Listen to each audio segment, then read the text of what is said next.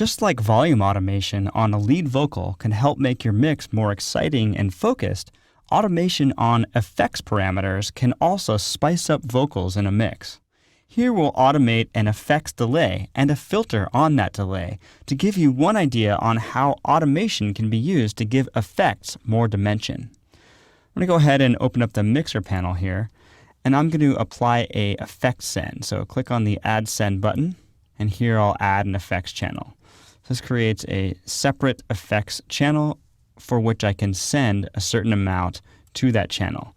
Now on this effects channel, I'm going to go ahead and insert a beat delay, which is one of the stock delay plugins that comes with Studio One.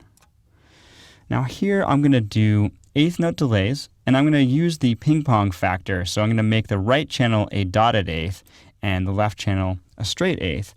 I'm going to give it quite a bit of feedback. This is a specialty delay. It wouldn't be one that we would use throughout the song. It's actually for the end of the bridge, so it's going to give it a little bit of interesting effects before it goes into the last chorus of the song. Make this nice and wide with a stereo effect, and we'll add a bit of cross delay. So let's hear what this sounds like as an effect on its own, and then we'll start to automate it to give it a little bit more motion.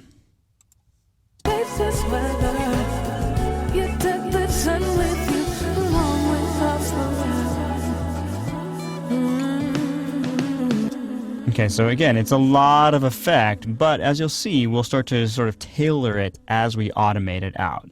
So now that I've set up this delay chain, I want to go ahead and automate the send level that goes to that. So to get into that automation mode, I'm going to go and look at my display automation lanes and notice that I only see volume and pan. So I'm going to go ahead and use add remove, and then I'll find the send level. It's over here. I need to add it to my list of parameters that I can automate. So I'm going to go ahead and click here, and I want to automate the send level. So I'll add that to my list, and it shows up as a yellow line. Great. You can say close. And now I have an automation lane for my effect send. Now I want to start it down at the bottom. So I want no effect until the very end of that phrase that leads into the chorus. So I'm going to click and make some breakpoints and have it increase, and then have it sort of go off into space, have the delay ringing out, and then I'm going to sort of bring it home just as the new vocal comes in. So it's going to be a shape something like that. I'll have to take a listen to make sure that that's exactly what I want. So here we go.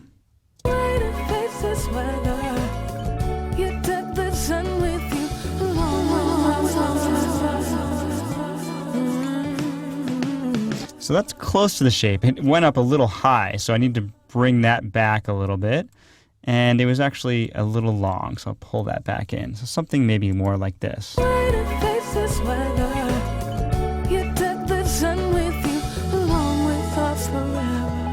Okay, so then now I went too far. I need a little bit more effect. So just drag this up a little bit and pull this back.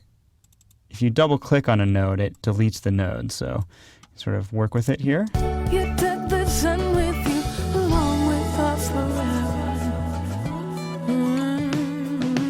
That's about right. I might let it go a little bit longer, and then I think we've got it. So that is the automation of the send level. Now I'm going to go one step further, and as this delay is ringing out, I'm going to actually use a filter to make it sort of change the tonal shape of the sound as it's ringing out, and this will really drive this effect home. So I'm going to go in here and I'm going to apply an auto filter right after the beat delay. Now the auto filter, I'm just going to set it up a little bit. I want to have a high pass filter happen. So it's going to get sort of thinner during the course of the ringing out, but I need to automate. In this case, this is another example of effects automation. I want to automate the cutoff. So the way to do that in Studio One is I just click on the parameter I want to automate, and that lights up here in the automation parameter window at the top left, and then I can just grab hold of this and pull it down into my tracks, and I get a whole lane just for the cutoff filter. So it's super easy to automate any parameter. You just click on it and you pull it into your arrange window, and then you have a whole lane to work on. So the goal here is I want this to change over the same amount of time as the delay, and I want it to filter out starting high and getting lower as the delay is ringing out. So let's see if something like this will work. You took the sun with you along with us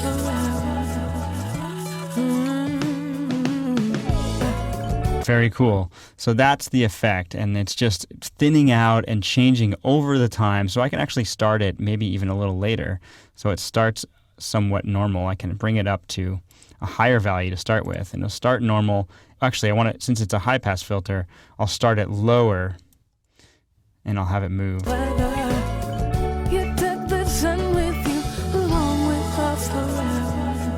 Actually, no, I think I do want it higher direction. Yeah, something like this.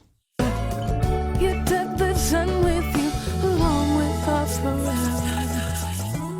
Oops, nope. I had it right the first time. Something more like this. Took the sun with you along with us forever. So it's cool. It's just sort of altering the texture and changing the texture slightly as the delays are repeating out. So there's just a couple examples to sort of whet your appetite with what you can do with automation and effects to really bring some interesting movement into your music. And automating effects like this has its roots in the early days of Jamaican dub music. Any style of music can benefit from a little motion added to effects. So try these ideas out on reverbs, delays, and modulation effects as well. This kind of mix treatment is the very thing that'll make your vocal production stand out in a crowd.